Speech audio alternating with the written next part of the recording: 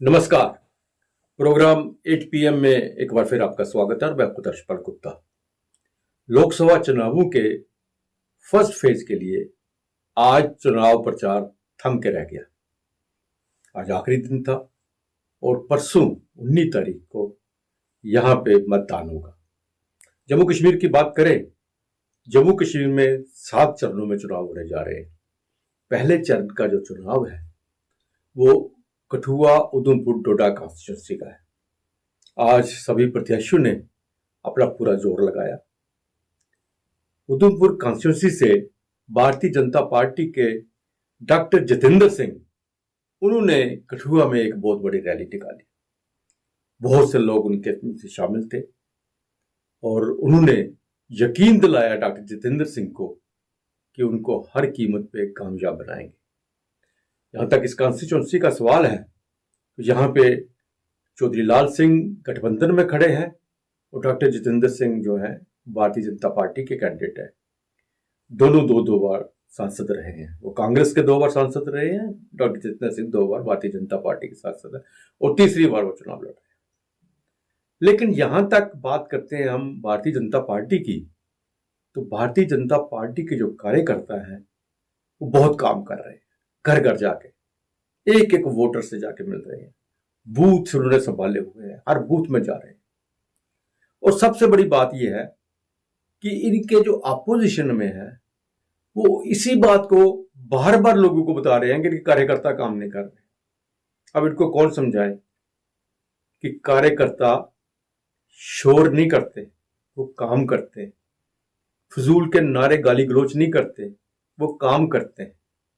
और सबसे बड़ी बात इसमें यह है कि जितनी भी कॉन्स्टिट्यूंसी इसमें पड़ती हैं, जो असेंबली कॉन्स्टिट्यूंसी है, उनके जितने भी विधायक रह चुके हैं, जब जिन्होंने विधायकों का इलेक्शन लड़ा है, हारे हैं या जीते हैं, वो दम लगा के काम कर रहे हैं। क्योंकि भारतीय जनता पार्टी ने दावा किया था कि वो जम्मू कश्मीर में अपनी सरकार बनाएंगे और जम्मू का मुख्यमंत्री होगा। उसको लेके कार्यकर्ता बहुत सीरियस है। और सबसे बड़ी बात जो है कि जो विधायक है वो मन लगा के काम कर रहे हैं। वो चाहते हैं कि उनकी जो क्षेत्र है उसमें से ज्यादा वोट जो है डॉक्टर जितेंद्र सिंह को जाए, ताकि जब जम्मू कश्मीर में चुनाव हो तो उन्हें टिकट लेने में दिक्कत ना हो। अगर कहीं से उनके वोट कम होते हैं तो उनके चुनावों पे सवालिया निशान खड़ा हो जाता है। इसलिए वो दिन रात मेहनत कर रहे हैं। क्योंकि राज्य में अगर राज्य का दर्जा मिला और यहां पे सरकार जो है भारतीय जनता पार्टी की बनी, तो यही विधायक जो है कल को मंत्री होंगे वहां पे। ये मंत्री तभी बनेंगे अगर वो डॉक्टर जितेंद्र सिंह को जिताएंगे। अगर डॉक्टर जितेंद्र सिंह की जीत में ज्यादा से ज्यादा वोट डलवाएंगे, क्योंकि ये उनकी नहीं, डॉक्टर साहब की जीत, ये इन विधायकों की जीत होगी। आने वाले चुनावों को लेके इनका जो भविष्य है, जिसपे टिका हुआ है, वो परसों के चुनावों पर है। लेकिन ये बात इन्हीं के ऊपर नहीं है, जो गठबंधन है उनके ऊपर भी है। इसलिए गठबंधन जो धर्म नहीं निभा पा रहे वो, क्योंकि वो नहीं चाहते कि हमारे क्षेत्र से, जिस क्षेत्र से कांग्रेस का, पीडीपी का या आजाद ग्रुप का, एनसी का कोई कैंडिडेट जीता हुआ है, एमएलए है, वो नहीं चाहता कि मेरे वोट जो हैं वो चौधरी लाल सिंह को चले जाएं या कांग्रेस को चले जाएं। कल को मुझे फिर दोबारा इलेक्शन लड़ना पड़े। चुनाव तो आने ही आने हैं, जैसे सुप्रीम कोर्ट का ऑर्डर है सितंबर तक चुनाव करवाने हैं, तो कल को मुझे यहां चुनाव लड़ना पड़े, फिर मैं किस मुंह से कहूंगा जी कल तो आपने हाथ पे मोहर लगाई थी लेकिन आज हल पे लगानी, आज कलम दवात पे लगानी या किसी और निशान पे लगानी है। इसलिए गठबंधन का वो धर्म नहीं निभा रहे, दिखावा जरूर कर रहे हैं। अंदर से वो नहीं चाहते कि चौधरी लाल सिंह जो है वो यहां से चुनाव जीते, क्योंकि उन्हें पता है जीते या हारे वो वापस अपने स्वाभिमान संगठन में चला जाएगा और सौदेबाजी के लिए तो बाहर ही है। आप देखते हैं परसों किस तरफ ऊंट बैठता है। लोगों का रुझाव जो है वो दिख रहा है, सामने दिख रहा है। रिजल्ट जो है 4 जून को आना बाकी है। तो आइए अब नजर डालते हैं आज के समाचारों पे। केंद्रीय मंत्री व भाजपा प्रत्याशी डॉक्टर जितेंद्र सिंह के समर्थन में बटोत में रोड शो किया गया, जिसमें जन सैलाब उमड़ पड़ा। पिछले 10 वर्षों में मोदी सरकार द्वारा जनता को national highway, road, tunnels, flyovers, degree colleges समर्पित किए गए व अनेकों ऐसे विकास कार्य किए गए जिनका पिछले 60 वर्षों से जनता को इंतजार था।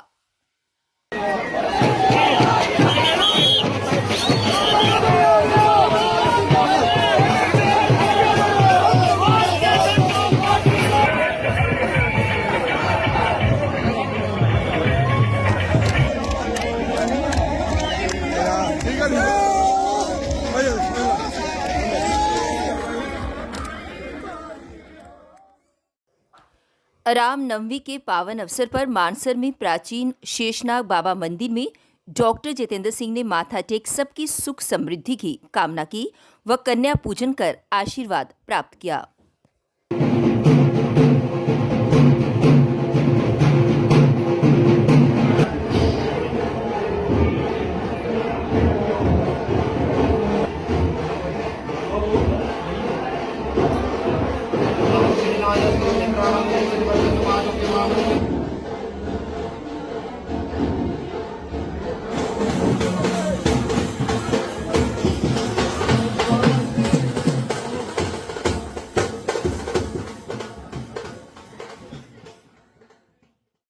सांसद एवं प्रसिद्ध सूफी गायक हंसराज हंस ने हीरानगर क्षेत्र में डॉक्टर जितेंद्र सिंह के समर्थन में जनता को संबोधित किया और पिछले 10 वर्षों में मोदी सरकार द्वारा किए गए विकास कार्यों को गिनवाया।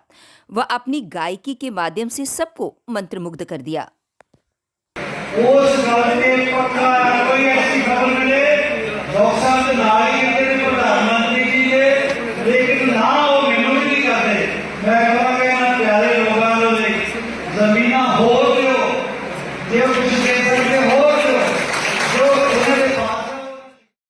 जम्मू संभाग के जिला पुंछ के गुरसाई के वन क्षेत्र में बुधवार को पुलिस और सुरक्षा बलों की टीम को सफलता मिली। ये तलाशी अभियान के दौरान यहां पर एक आईडी बरामद की गई। टीम ने आसपास के इलाकों की घेराबंदी कर ली है। खबर लिखे जाने तक तलाशी अभियान जारी था। जानकारी के अनुसार पुलिस SOG 246 BN CRPF सेना की 37 RR के जवानों ने बुधवार को पुंछ के गुरसाई टॉप के आसपास के इलाकों में तलाशी अभियान शुरू किया। सर्च ऑपरेशन के दौरान एक आईडी बरामद की गई। आसपास के क्षेत्रों को घेर कर तलाशी अभियान किया गया। लोकसभा चुनाव के पहले चरण के लिए अमला तैयार होने लगा है। बुधवार को जिले की दूरदराज बनी विधानसभा हलके के लिए पहले जत्थे को रवाना किया गया। बनी और डुग्गन ब्लॉक के 94 पोलिंग स्टेशन के लिए सोमवार सुबह को मतदान कर्मियों के वाहनों को रवाना किया गया। टीम रात को ARO बनी को रिपोर्ट करेंगे। कठुआ के डिग्री कॉलेज से कर्मचारियों के जत्थे को जिला निर्वाचन अधिकारी डॉक्टर राकेश मनहास ने रवाना किया। बता दें कि बनी विधानसभा हलके में कुल 94 मतदान केंद्र हैं। कड़े सुरक्षा पहरे के बीच वाहनों का काफिला रवाना हुआ, जो रात को बनी पहुंचा। यहीं से उन्हें संबंधित ARO आगे के निर्देश जारी करेंगे। उदयपुर लोकसभा सीट पर 19 अप्रैल को मतदान होना है। इस संसदीय क्षेत्र में 5 जिलों की 18 विधानसभा क्षेत्रों के कुल 16.23 लाख मतदाता अपने मत का प्रयोग करेंगे। 5 जिलों में से सबसे ज़्यादा मतदाता कठुआ जिले में है। स्टेशन में हमने आज यहाँ से गाड़ी रवाना कर, उसके साथ में जितनी पोलिंग पार्टी है वो भी हम यहाँ से उनको आज रवाना किया है हमने। इसमें आपको खास तौर से ये बताना पाऊँगा कि जिन हमारे भाई बंधुओं की ड्यूटी लगती है पोलिंग में, उनको आज यही प्रेरित किया है कि उनको गर्व होना चाहिए कि उनको हमारे देश की जो डेमोक्रेसी है, जो पूरे विश्व में मशहूर है, जिसके लिए हमारा देश जाना जाता है, उसमें उनका भागीदार बनने का मौका मिला। तो बहुत ही हर्ष और उल्लास के साथ वो सब लोग यहाँ पे गए हैं। उनकी हर जो मदद हो सकती है, उनकी हर सहूलत देखकर हमने उनको यहाँ से डिस्पैच किया। हमने खास सुरक्षा की दृष्टि से जो भी कदम उठाने चाहिए, हमारे पास सेंट्रल फोर्सेस भी हैं, हमारे पास पुलिस, हमारा अपनी पुलिस फोर्स भी है, और उनका पूरा डिप्लॉयमेंट प्लान अच्छे से बना के सुरक्षा की दृष्टि से कोई कमी नहीं छोड़ी और किसी को कोई घबराने की जरूरत नहीं। हमारा सारा जो प्रोसेस है वो बिल्कुल किसी डर के बिना फ्री, फेयर एंड ट्रांसपेरेंट होगा, ये मेरे को पूरा का पूरे विश्वास है। एक चीज़ जो मैं आपके माध्यम से खास तौर से बोलना चाहता हूँ कि हमने पूरी तैयारियों के साथ पोलिंग स्टेशन भी पूरे तैयार करें। पोलिंग स्टेशन इतने तैयार करें कि किसी आदमी को वहाँ पे कोई दिक्कत नहीं आए। जम्मू कश्मीर में 19 अप्रैल को उधमपुर संसदीय सीट पर पहले चरण के चुनाव पर खराब मौसम की मार पड़ सकती है।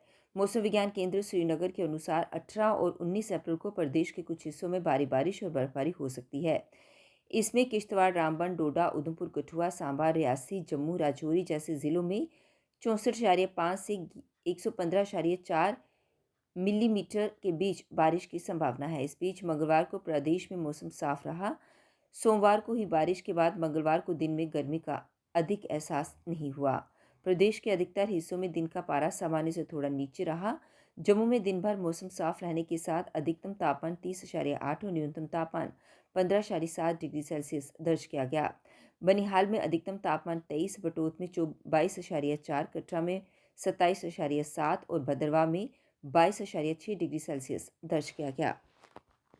श्री अमरेश्वर धाम की वार्षिक तीर्थ यात्रा 2024 के दौरान श्रद्धालुओं के लिए विभिन्न सेवाओं को सुनिश्चित बनाने के लिए श्री अमरनाथ श्राइन बोर्ड और प्रदेश प्रशासन निविदाएं जारी कर सकता है, लेकिन उन्हें अंतिम रूप देने और उनका आवंटन के लिए प्रदेश में मतदान की प्रक्रिया संपन्न होने का इंतजार करना होगा।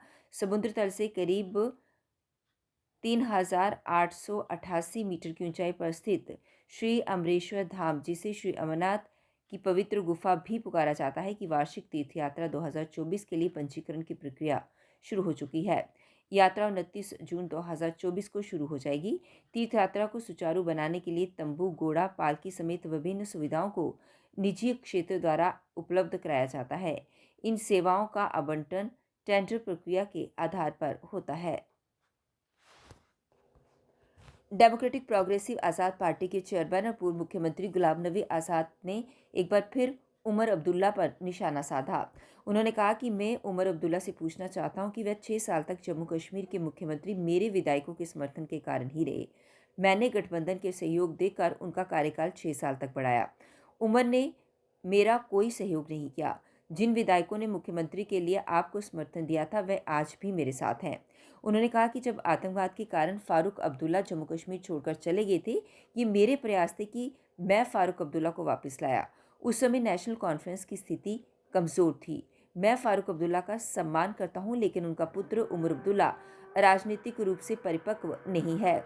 वे कब तक शेख अब्दुल्ला की विरासत को आगे लेकर चलते रहेंगे?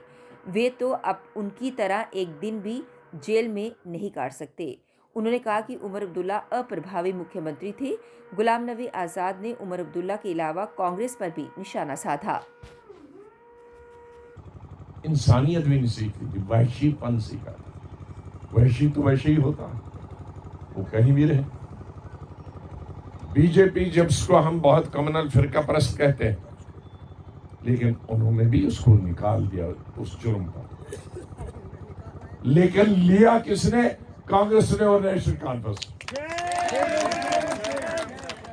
तो ये तो बीजेपी से गुजरे। बीजेपी ने जिसे बुरा समझा उसे निकाल दिया, और नेशनल कॉन्फ्रेंस उमर अब्दुल्ला से निके ब्लॉक तक पागलों की तरह उसको कंधे पे उठा के घुमा रहे। तुम क्या बीजेपी को गालियां देते हो? तुम तो उनके, अब मैं कहना नहीं चाहता हूं इतनी बुरी बात, तुमसे उनसे बहुत गए गुजरे, बहुत गुजरे। तुम्हें तो शर्म नाम की कोई चीज है नहीं। चुल्लू भर पानी में डूब के मर जाना चाहिए ऐसे लीडरों को, जिन्होंने टिकट भी दी और जो उसके लिए दूसरी पार्टी वाले यहां प्रचार कर। इनसे क्या तवक्का हम करें? क्या तवक्का करें? क्या भरोसा किए? जो अकलियत का राग गानते हैं, बगल में छुरी मुंह में राम राम। यहां तो बगल में छुरी मुंह में अल्लाह अल्लाह। और करते क्या है? किनका साथ देते हैं, किनके लिए वोट मांगते हैं। मुझे बहुत अफसोस राहुल गांधी पर, जो उस वक्त कहता था कि जेल भर आओ तब तक हम छोड़ेंगे नहीं। इसकी तकरीरें सुनो उमर अब्दुल्ला की, जब तक ये जेल नहीं जाएगा हमें एहसास नहीं है। आज कहां जेल? आज तो पागलों की तरह गली गली में तुम घूमते हो। ये मेरा शेर है। ऐसे शेर पाले हैं तुमने लोगों की बच्चियों की बेहुरमत करने के लिए। तुम्हारी पार्टी को कोई हक नहीं है इस जम्मू कश्मीर में या सियासत में आने का जिसकी सोच इतनी गंदी हो। आप तो बीजेपी को कहते हैं बड़ी फिरका परस्त है, उनको वोट मत दे दो। ये क्या कर रहे हो? ये किस बाल्टी में धोए? ये 5 साल में मंत्री था और ये इस तरह की हरकतें करता। असली सोच यही है आपकी, वो आपका नकली चेहरा जो लोगों को आप दिखाते हो। तो ये 2 चेहरे वालों के लोगों से, चाहे वो कांग्रेस हो, इसीलिए हमने खैरबाद किया। वो भी 70 साल मुसलमानों के वोट लेते रहे। मैंने अपनी किताब में लिखा, जब हिंदुस्तान आजाद नहीं हुआ था। आज उधमपुर भारतीय जनता पार्टी द्वारा एक प्रेस वार्ता की गई, जिसमें उधमपुर लोकसभा चुनाव प्रभारी सुनील सेठी जी, जिला अध्यक्ष अरुण गुप्ता, प्रदेश उपाध्यक्ष व उधमपुर ईस्ट विधानसभा के इंचार्ज पवन खजूरिया, पूर्व विधायक व मंत्री व उधमपुर वेस्ट विधानसभा इंचार्ज पवन कुमार गुप्ता, पूर्व विधायक व चनैनी विधानसभा इंचार्ज बलवंत सिंह मनकोटिया, पूर्व विधायक व रामनगर विधानसभा इंचार्ज रणवीर सिंह पठानिया उपस्थित रहे। इस प्रेस वार्ता में सभी प्रमुखों ने कहा कि आज चुनाव प्रचार का अंतिम दिन है और 19 अप्रैल को वोटिंग है। आज मीडिया के माध्यम से सभी जनता से अनुरोध करते हैं कि अपना वोट विकास के नाम, मोदी जी के नाम और हमारे भाजपा प्रत्याशी सांसद डॉक्टर जितेंद्र सिंह जी के नाम पर अपना कीमती वोट दें और उन्हें विजयी बनाएं। पूर्व विधायक व मंत्री पवन कुमार गुप्ता ने कहा कि चौधरी लाल सिंह भी पहले 10 साल एमपी रह चुके हैं और लोगों ने उनके कार्यकाल को भी देखा है। उनके कार्यकाल में लोगों के साथ धोखा हुआ है और पिछले 10 साल डॉक्टर जितेंद्र सिंह ने अपने संसदीय क्षेत्र में इतनी योजनाएं लाई हैं जो कांग्रेस कभी सोच भी नहीं सकती। पूर्व विधायक बलवंत सिंह मनकोटिया ने कहा कि आज मोदी जी के नेतृत्व में देश विकास की राह पर है। चारों तरफ सिर्फ और सिर्फ तरक्की ही नजर आ रही है। उन्होंने डॉक्टर जितेंद्र सिंह के भी पिछले 10 साल के कार्यकाल को सभी के समक्ष रखा। पूर्व विधायक रणवीर सिंह पठानिया ने सभी जनता से डॉक्टर जितेंद्र सिंह जी के पक्ष में वोट कर उन्हें एक बार फिर सांसद बना केंद्रीय सरकार में भेजने को कहा। प्रदेश उपाध्यक्ष पवन खजूरिया जी ने कहा कि आज जनता सब कुछ जानती है। उन्होंने जनता से अपील करते हुए कहा कि अपना कीमती वोट जरूर डालें और देश की तरक्की और खुशहाली को देखकर अपना वोट दें। उन्होंने चारों विधानसभा की जनता से बढ़ चढ़कर वोटिंग कर खासकर नई युवा पीढ़ी को जो कि पहली बार मतदान कर रही है, उन्हें अपना वोट ज़रूर डालने को कहा। उन्होंने कहा कि आज की युवा पीढ़ी सब कुछ देख रही है कि किस प्रकार मोदी सरकार के नेतृत्व में विकास हो रहा है। आज पूरे विश्व में भारत का नाम नई ऊंचाइयों पर है। उन्होंने पिछले 10 साल के कार्यों को भी जनता के समक्ष रखा और योजनाओं के बारे में विस्तार से सबके सामने उसे रखा। अंत में उन्होंने सभी को पुनः एक बार फिर डॉक्टर जितेंद्र सिंह के पक्ष में वोट करने की अपील की।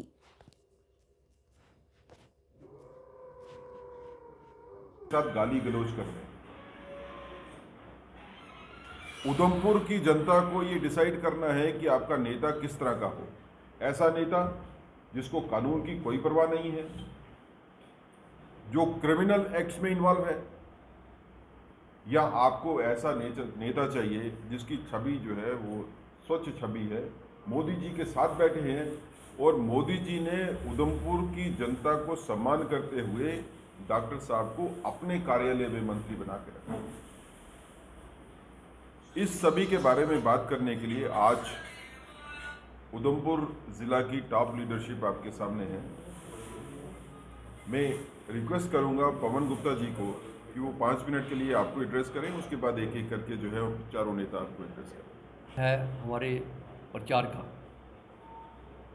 उधमपुर के अंदर में हमारी बड़ी इंटेंसिव कैंपेनिंग हुई है और हम उम्मीद करते हैं कि उधमपुर जो है वो अपना पिछले वाला रिकॉर्ड भी तोड़ेगा, क्योंकि जो लाल सिंह जी कांग्रेस के कैंडिडेट हैं, पिछले 10 साल के अंदर में जब वो एमपी रहे और 5 साल मंत्री रहे 2002 से 2004 तक या 2015 से लेकर 18 तक, उन्होंने 10 साल के कार्यकाल के अंदर में कोई ऐसी छाप नहीं छोड़ी, कोई ऐसा डेवलपमेंट का काम नहीं किया कि जिससे हम कह सकें कि लाल सिंह जी को वोट दिया जा सके, क्योंकि उनका ट्रैक रिकॉर्ड प्रूवन है।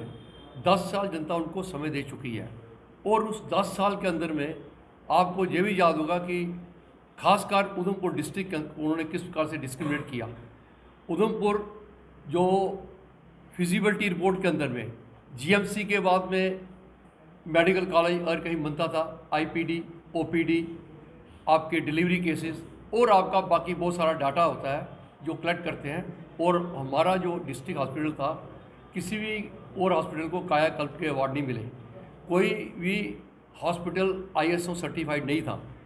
इसके बावजूद गुलाम नबी आज़ाद जी ने, जो जूनियर हेल्थ मिनिस्टर थे, और जो लाल सिंह साहब थे, जो उस टाइम पे हमारे MP थे, इन्होंने उधमपुर को इग्नोर किया, फिजिबिलिटी रिपोर्ट को दरकिनार किया और उधमपुर को वंचित किया कि जहाँ पर कोई मेडिकल कॉलेज आ सके। इसके बनस्पत उन्होंने रजौरी में दिया, जिसकी आबादी बड़ी कम थी, डोडा की आबादी बड़ी कम थी। हमारे को कोई दुख नहीं है कि आप बाकी डिस्ट्रिक्ट को दे रहे हो, पर फिजिबिलिटी रिपोर्ट को क्यों इग्नोर करते हो।